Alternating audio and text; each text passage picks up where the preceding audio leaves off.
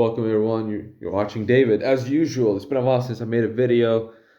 Just had stuff to do. Okay, but I wanna start this video before we go ahead. I wanna kind of start with some lighthearted fun. New pickup line works 0.03% of the time. It only needs to work once. Okay, it only needs to work once. So when you think about it, it's a very high chance, right? And this pickup line goes something like this. It's you see a girl on the street, you walk up to her and say, "Hey girl, is your last name Pfizer? Because you sure did stop my heart," right? Try it. Try it. It's gonna work very well. So let's get into this video. As the title indicates, this is going to be on the differences between Orthodox and Roman Catholic ecclesiology from a philosophical perspective. So if you're expecting quote mines in this video, you're not gonna get any. This is not gonna be a quote mine video. This is about what both sides believe and where they differ and how it affects the way they view the faith and the way they do apologetics. You see, I think a lot of people have realized at the current stage that the way Roman Catholics and the way Orthodox Christians do theology and the kind of apologetics in general is very different. So it's a very different way of, it's a very different method in trying to prove the existence of God and prove the existence, uh, the truthness of their positions, right? So why is that the case? Well, it's fundamentally because of, I think, ecclesiology, especially today. So a lot of people already know about Roman Catholic ecclesiology. I don't think we need to get too much into detail. It's, you have the Pope. How do you know what is true? The Pope said so. Listen to the Pope. Ex cathedra, Ecumenical Council by the Pope. Blah blah blah blah blah. Whatever the Pope says, a dogma is a dogma. He teaches ex cathedra on faith and morals, and there you go. Right? Just listen to the Pope, and you can know what is true and what is false in the church that way, right? And contrasted to the Orthodox view, it's very simple. Just because it's simple and easy to understand, though, doesn't mean it's the true one. It doesn't really even necessarily mean it's the more consistent and coherent one, right? I mean, if you asked me the solution of, I don't know, root a million, the root of a million, I could just say two and just leave it at that. That would be a simple answer. Doesn't mean that's a correct answer, right? Or any other like massive mathematical formulation. You're getting the point, I think, hopefully. So what is Orthodox ecclesiology? How should we really explain it? And before I start, I wanna say that some of the points that I'm going to be making, they're not points Roman Catholics will necessarily disagree with. I think the disagreement will be in what way and how much we emphasize it. All right. So for us, according to Saint Philart of Moscow, we know of the true faith because of revelation. And revelation, the mode of revelation is through scripture and tradition. Now, there's different modes within the modes. So, for example, it can be through the prophets, it can be through scriptural commentary, it can be through different things as well. Mainly, you had in the Old Testament the prophets who were prophesying the Messiah, and then the New Testament where you had the Messiah himself, right? And through the Messiah, he had appointed apostles for the continuation of the church, of the ecclesia, right? Which means the community of believers. And how do they continue? Through the succession from the apostles as bishops, and continuation of these bishops until the present day and unto the future, until the end of time. Okay, and also the kind of, the inspiration of the apostles and then the bishops in Pentecost. Matthew 16:18 also plays a part into this, because the keys, as Matthew 18:18 also points, the keys were the authority to bind and loose was given to all of the apostles. What does this mean? It means the authority of the sacraments, right? The divine powers of the sacraments are now given to the apostles, and they can give it to their successors. That's the whole point of apostolic succession, is that this can continue, right? So the Eucharist, baptism, these are not special to the apostles. These are powers that we hold, that our bishops hold, and that we can participate in through the church now, all right? Through the church. And another thing is that we will also say that the church has a visible, invisible character, but the invisible church, so-called invisible church, is the visible church in the same sense that Christ is invisible and visible. So it has the characteristics of Christ because it is the body of Christ. And so we as the believers, as the literal architectural structure of the church or the outward expression of the faith, you can say that constitutes the visible aspect of the church, whereas there's some other aspects that constitute the invisible aspect, and they're united. They're not different things. Again, some of these things Roman Catholics are going to agree with, but I think the point of disagreement gets into how we try to resolve the questions of what is the basis of our authority. Well, the highest form of authority, physically speaking, you can have in a patriarch, right?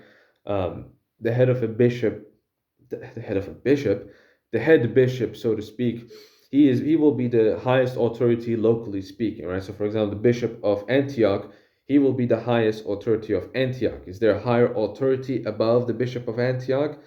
Well, I mean, you can get to the highest in the before the schism, with Rome, but what you're going to see is that although Rome has the highest authority in the form of primacy, he does not have any essential differences between the other bishops. So the other bishops have the same essential divine powers as the head bishop has, right?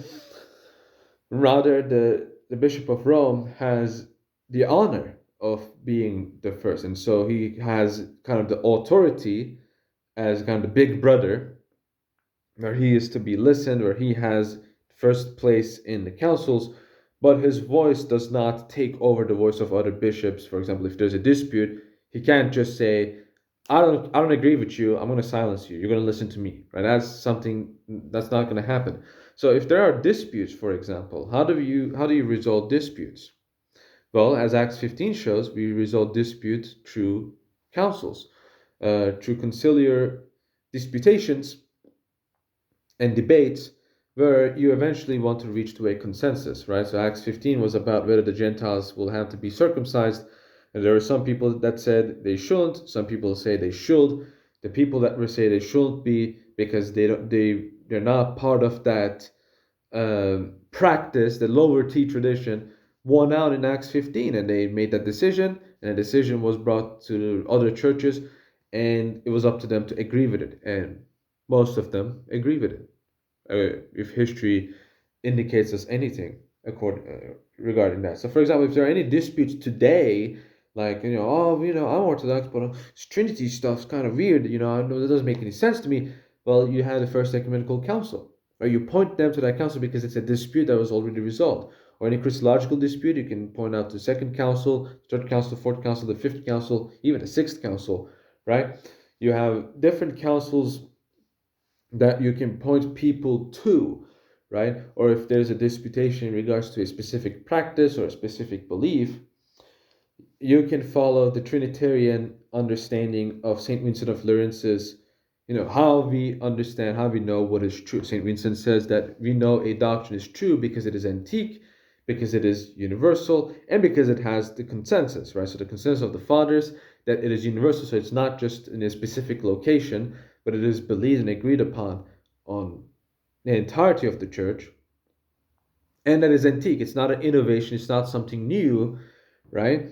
And it has the patristic consensus, the consensus of the church fathers, that the church fathers vitally agree on this doctrine, right? So toll houses, this might be controversial. I think toll houses are dogma because toll houses fit into all three of these categories. You see it in both the West and the East, right? You see this in St. Otto of Cluny in his life, obvious reference to the toll houses. Then you have Father Seraphim Rose in his book, and especially the St. Anthony Monastery in Florence has a massive book collating the references to the toll houses. This video is not about the toll houses, it's just kind of showing, how we understand, how we know what is true and what is false. So there's not like some list that is made by the Pope that is updated every few centuries. There is the liturgical tradition, right? So some people might ask then, what about the Ecumenical Council? So you guys can't have Ecumenical Council, so you can't anymore have synodal declarations of what is true or what is false. Well, first of all, we need to ask ourselves, what even is an Ecumenical Council in the first place? Does an Ecumenical Council mean it's a dogmatic council? Well, first of all, there are dogmatic councils both pre-schism and post-schism that are not ecumenical councils, right? Uh, Local Synod of Constantinople 843, that's a dogmatic synod, but it's a local synod, it's not an ecumenical council, right? The Council of Trullo, that's a dogmatic synod, but that's not an ecumenical council, right? Council of Carthage, again, another dogmatic council, but is it an ecumenical council? No, it isn't. An ecumenical council is a council convoked by the emperor. So yes, we can't call an ecumenical council anymore as Orthodox Christians. Why? Because there is no emperor anymore. We don't have the empire anymore. So you want ecumenical council again? Get an emperor back and then have that emperor convoke a council on something. But we don't have that anymore. But we still have dogmatic councils, right? That's the whole point of having councils, to settle disputes. So you see, Roman Catholics have really innovated and subverted the meaning and understanding of what an ecumenical council truly is. For them, ecumenical council is just a dogmatic council that is called by the Pope. Well, the first 7 ecumenical councils were not called by the Pope; they were called by the Emperor. And that should really tell you something about the difference, how different we will say as Orthodox straight up that the first ecumenical councils and then like the councils afterwards that Roman Catholics consider ecumenical, they're not the same. They're two different council categories.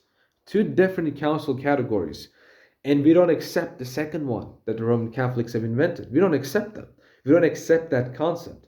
We don't accept this idea that there's such a thing as an ecumenical council, that you agree beforehand that it's going to be dogmatic no matter what it says. That's just not what a council is about, because councils are not immune to fallibility, right? There have been ecumenical councils. Ephesus 2 was an ecumenical council. It was called by an emperor, but is it a council that we accept? No. Now, why do we not accept the Second Council of Ephesus? Well, because you look at its doctrine and it contradicts the doctrines of the fathers, right? It rejects the idea of 2 natures of Christ, and it condemns those who believe in 2 natures of Christ. But you look at the 4th century fathers and their writings, both East and West, there's a very clear belief in the doctrine of the 2 natures in Christ. It's as simple as that. And there's also severe irregularities in the Second Council of Ephesus. For example, there was a monk that was a full participant in the council. That is an innovation. That's not a legitimate way a council operates. Whereas you look at other ecumenical councils, they all operate in a canonical, legitimate way. Second Council doesn't operate in that way. That's how we know that the Second Council of, when I say Second Council of Ephesus, 449, right? That's what I'm referring to. Second Council of Ephesus, that's why we don't accept it, because it does not fit the criteria of what a council is. It was not accepted by the entirety of the Orthodox world as a legitimate ecumenical council, and so we will not consider it as a dogmatic council. Same thing with Florence a millennia later, right? A lot of Roman Catholic apologists somehow, for not apologists, but this is more like a fringe view actually, but it's still a popular argument. There's like, oh, you guys accepted Florence. Well, first of all, you guys accepted. Who's the you guys you're referring to? What it refers to is Constantinople. Now, first of all, not even the bishop of Constantinople, the patriarch, did not sign on to Florence because he died before he could even do such a thing. He died before it even happened. But let's say, for the sake of argument, that Constantinople did accept the Council of Florence. Okay, well, did Moscow accept it? Did Georgia accept it? Did Serbia accept it? Did Jerusalem, Antioch accept it? Well, Jerusalem, Antioch, and Alexandria, in fact, a couple of months after the council, condemned the Florentine Council. Right? They condemned the Florentine Council. So you already have different patriarchates rejecting this council. Serbia didn't even attend it. The representative of Moscow, yes, he did accept the council, but when he came back and declared, I accepted this council, and he explained what this council was about, guess what happened? He got booted from his country. And then he apostatized to Roman Catholicism. That very clearly shows that council was not widely accepted by the Orthodox world, not even by the Patriarchate of Constantinople. But even if they did accept it, it's just the local synod of Constantinople saying, yes, we accept it. And it is something that can be overturned. Now, if you say, that doesn't make any sense, how can it be overturned? Well, wait a second. you have overturned synodal declarations yourself too.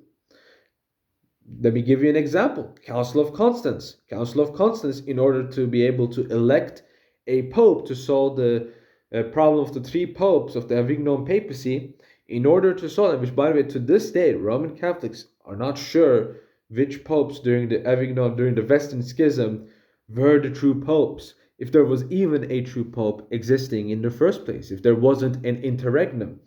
In fact, the Sedevacantists used that argument to, use that schism to prove that there can be an interregnum period. There's a whole debate in and of itself. But Council of Constance approved conciliarism in order to be able to elect the Pope, which this idea of conciliarism is that the council is above the Pope. And then 20 years later, suddenly it's the reverse. Suddenly the Pope is above the council, right? So that's a clear example of that. So even you yourself believe that you can overturn decisions. Another example, the Ecumenical Council. What does the Ecumenical Council refer to? I'm referring to the Photian Synod of 1879 and 1880, I believe. Yeah, 1879. The Photian Synod of 1879 was accepted by Rome in 3 separate letters by the Roman Patriarch. After the schism, suddenly it was rejected. So you yourselves admit that you can overturn certain things. So why can we not say that a local, it's not even the entire church structure overturning it? That's the funny part. It's only a certain autocephalous church overturning its decision. And it can easily do that, especially if the rest of the Orthodox world is not in consensus with that decision, with the decision of that local synod. It doesn't apply universally to the rest of the Orthodox Church. Why? Because the other churches don't accept it. Now you might say, some people might say that this means that there is no proper unity. Well, first of all, unity in what? Well, there is unity in faith. Ask a Russian theologian, Georgian theologian, Alexandrian theologian, American theologian. Ask them a question on God's energies. Ask them a question on the Christology of Saint Maximus or anything like that, or on Filioque. Ask them a question that you're not going to see any diverging views. Now ask a Latin Rite Roman Catholic theologian, even amongst Latin Rite theologians, on, for example, the Filioque and all of these different topics, you're going to have different answers, right? Because you had Thomas, you have Scotus, and even within the monastic orders, there were differences in theological beliefs. The Orthodox Church does not have those kinds of differences because we don't believe in the idea of theological schools coexisting, that have contradictory beliefs coexisting in the same structure. There is no such a thing, right? There are people made up Palamism, so-called, but Palamism is just Orthodox. It's just Orthodox dogma. That's simply what it is. But the point that I'm making here is that the unity of the Orthodox Church is based on the faith, the shared faith, the same faith. The communion that all of these different churches share is because they have the same exact faith in all of the essentials. The unity, the base of unity in the Roman Catholic Church is not the faith. It's not the faith. It's the person of the Pope. It's the papacy. It's the papal seat. That's the basis of unity. So it's not based on faith. It's based on the papacy. And so we see a severe divergence. In Orthodoxy, the faith holds primacy. In Roman Catholicism, the faith is just secondary. You can have different faiths under the same church. Proof of that? Well, it's happening today. Look at the Uniates. Look at the Greek Catholics. Look at the Chaldeans, right? The Chaldeans are Nestorian in their theology. They commemorate Nestorian teachers such as Diodor of Tarsus, Nestorius, and Theodore of Mopsuestia, two of them being condemned heretics. Nestorius, obviously, and Theodore of Mopsuestia being condemned in the Fifth Ecumenical Council. But apparently you can have them in the same church now, right? You can apparently have, St. Palamas apparently used to be called a heretic in the Roman Catholic Church. Now, in fact, he's a saint according to Pope John Paul II, who is a Roman Catholic saint. And you can even commemorate the Hesychast Synod, which rejected Roman Catholic theology in favor of patristic theology of the doctrine of the divine energies. As a Roman Catholic, you can commemorate it now, right? Proof: go to a Eastern Catholic Greek church on the second Sunday of Lent and ask the priest what day it is that day. He's going to tell you today is the Today is the feast day of St. Gregory Palamas. This is the second Sunday of St. Gregory Palamas, where we commemorate the Hesychast Synods, right? Hesychast Synods that the Roman Catholic Church doesn't accept, but it is accepted now in the liturgy, even in uniate parishes. And Roman Catholic Church knows this, and they allow it to happen, right? So, in fact, really, the one who is not Catholic in the proper sense is the Roman Catholic Church, because they don't have the wholeness of the truth. They just have parts of it, and they allow other people to have parts of the truth, and they can still be in communion. But for us, in order for us to be in communion with the other church, you had to have the wholeness of the faith together. That's what constitutes a true union. And so there can be a unity in distinction, right? Each of the churches in Orthodoxy are essentially essentially the same power, in the same sense as the Trinity, right? The Father, the Son, and the Holy Spirit share everything that the Father has. Essentially, they're just as fully God as the Father is. But in the Roman Catholic system, that's not really the case. The only true church, the fullness of the church, is only in Vatican, right? And the other churches are only true in virtue of being in communion with the Pope. But again, this is not something that we see in history. We don't see this in history. The Second Ecumenical Council was convoked by someone out of communion with Rome, and he died out of communion with Rome, and somehow he's saved. Therefore, he was in the church. But you can't be in the church if you're not communed with the church. Do you not see what's going on? Now, in Orthodox Ecclesiology, it completely makes sense, because he was still, as the Patriarch of Antioch, he was still part of the Orthodox Church. So what if the Roman Church wasn't in communion with him? The rest of the Orthodox world was in communion with him. They recognized the legitimacy of him being a bishop, of him being in the church, right? And so that's how we knew he was in the church. Right? St. Melitius of Antioch, this is the person I'm referring to, St. Melitius of Antioch. Fifth Ecumenical Council is a kind of similar story. The Roman Catholic, not Roman Catholic, the Pope was kicked out of the Fifth Ecumenical Council, right? In fact, St. Justinian was the reason that Pope got booted from the synod, and they said that we're in communion with Rome, we're in communion with the Roman bishops and so forth. We just don't recognize your so-called Pope, right? Because he's not listening to what we want him to do. That's the reason. So once you understand these two severe differences between the two positions, you can understand then why they have two completely different approaches. The reason why Roman Catholic apologists only do papal lawyering isn't because it's an easy task to do. It's the only thing they can do. They can't do theology because theology is not an essential part of their religion, right? Their faith is not an essential part of religion. It's the Pope. The Pope is the essential part. And because of that, you can now have different faiths being united in the papacy, in the Pontifex Maximus, in the Roman pagan sense, right? The pagan sense, not the Christian sense, but the pagan sense of the title of Pontifex Maximus, where all of these different religions are now being united in the person of the Pope. And as a matter of fact, if history has shown us anything, this is exactly what's going on right now with the Roman papacy. With Pachamama, for example. He didn't actually pray to Pachamama, he just had the idol there, and he prayed in presence of it. That's the only thing he did. Right? Complete, absolute cope. And if you actually believe this, you're an idiot. All right? That's why you're seeing so-called natural theology, where all of the Roman Catholics, apologists, they say that we believe in the same God the Muslims do and the Jews do. That is completely outrageous. It's an outrageous thing to believe. So once you kind of understand these things, you understand differences. Thank you for watching. I'll see you all in the next video. Goodbye.